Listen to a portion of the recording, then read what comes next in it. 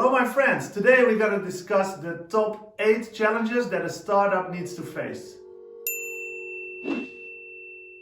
Maybe you're thinking about starting up your own business or already started your own business freshly, and I want to share my experience out of coaching startups about the top 8 challenges. On number 8, there is the challenge of living an urgent versus an important life. As a startup, you are mainly focusing on everything that has a deadline. This hour, today, or this week. It's important to schedule time to also focus on the important things, because these are the long-term things.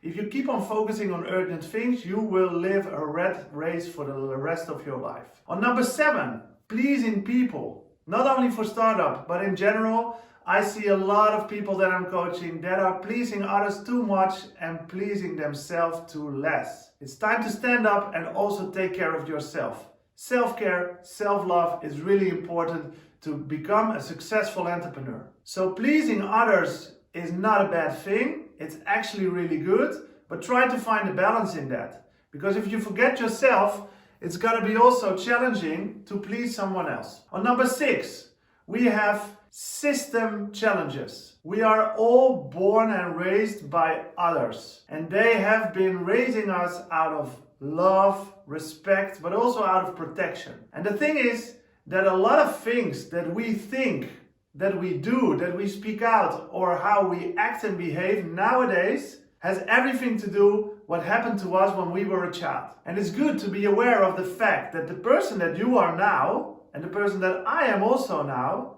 is partly who I really am now, but also partly what is brought into my DNA from others. And as long as that we are aware of this, it's also much easier to separate it. It's good to know who am I now and who am I now that I'm carrying from others from the past. If you can separate it, you also know why sometimes there is a little voice on your shoulder saying things like, maybe you're not good enough, or just act and do normal, get a job 9 to 5 and protect yourself. So all these small things and discussions are mainly brought into your life by the people that raised you. And they did it all out of love with the possibilities they were having in that time. Another challenge out of the top 8 is a lot of people, they don't have a realistic view about themselves, about their skill, about their DNA, about their personality. A lot of people are either overthinking themselves and upgrading themselves, or thinking way too bad and out of fear about themselves. But if you want to start up your own business, it would be good if you are also honest to yourself. So questions like, what do you bring on the table in terms of money? But not only that, also in terms of energy, skills, focus, and time and dedication. It's good to be honest to yourself. What things can you bring on the table, but also what skills, what knowledge you don't bring on the table. Because these are things that you probably need to outsource on a short or a longer term. And if you are just avoiding these kind of answers to important questions, you will make a massive cost to really get that knowledge inside your company to become successful. So just be honest to yourself and make that SWOT analysis. What are your strengths and weaknesses, but also what are the opportunities and threats in the market? Another important thing in the top 8 of the challenges of a startup are a lack of a mission. I see a lot of people starting up their own business without having a mission. And if you don't have a mission, it's also harder to make a goal. And if there are no goals, it's also harder to make any process. So then the chance that everything stays how it was will be huge. So try to create your vision, not only for the short term, but also for the long term. What do you want to achieve? And don't only think about material stuff, but also immaterial stuff.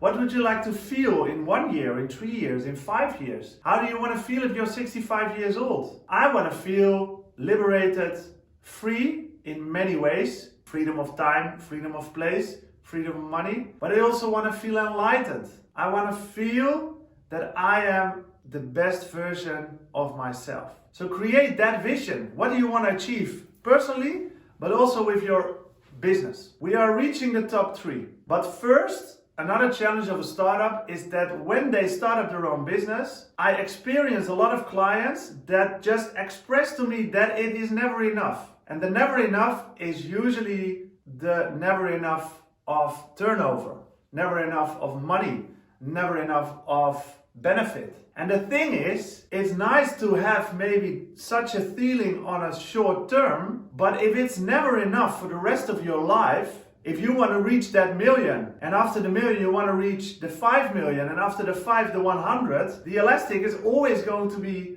on a really strengthened line. And that's not what I wish for you. So try to be careful with the goals you're having, but also think about the moment that you think it's enough. I want to keep this, I want to cherish this balance of turnover, of staff, of my leadership, of the amount of people that I need to manage. It's important. And unfortunately, a lot of people, they break in the first 5 years of the company just simply because of the fact that it's never enough. On the third place, we have social media and competition. Unfortunately, a lot of startups are competing. They want to compete. If they have 10 clients, they're always watching to other companies who have 20 clients. And to a certain extent, it's nice to compete with others and also to compare what others are doing. But the thing is, it's your life, it's your company. And if you have a success and if you have to celebrate a milestone, don't let it be overflown by milestones of others. The grass is also greener in the land of the neighbor. But it's your life, you're responsible for your success. So it would be great if you just focus on that and let the rest in the world just be the rest of the world. So competition, and especially due to social media, we are comparing a lot.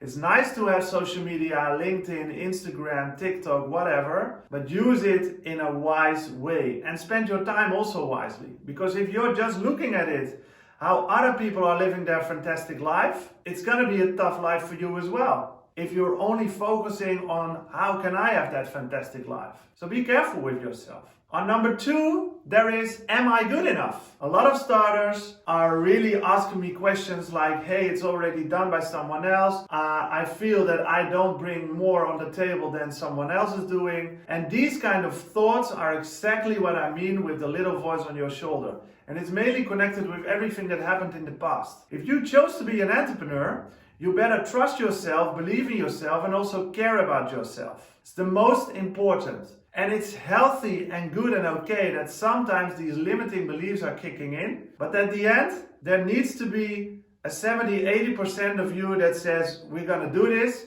I have a huge trust and confidence, and it's just going to be successful. Because if you don't have that feeling, and if you're also not expressing it, how can you expect it from someone else? And on the number 1 challenge for a startup, in my experience, out of the many people that I'm coaching, is the materialism. A lot of people are only setting goals on the fact that they want to have stuff, car, house, watch, clothes, things like that. It's nice and it's okay to have these kind of material stuff, but stuff can break, and having material stuff is usually short term, because also there, it's a never-ending story. People want to have a certain type of watch or car and house. It's nice to have it, to grab it in your hands for a couple of years, and then, never enough, they want to move on. It's fine, because it's their vision of the future, but I also want you to focus on the non-material stuff. And these are feelings, emotions, things you like to achieve in terms of you as a personality and the leadership you would like to express. I hope this top 8 is going to inspire you and motivate you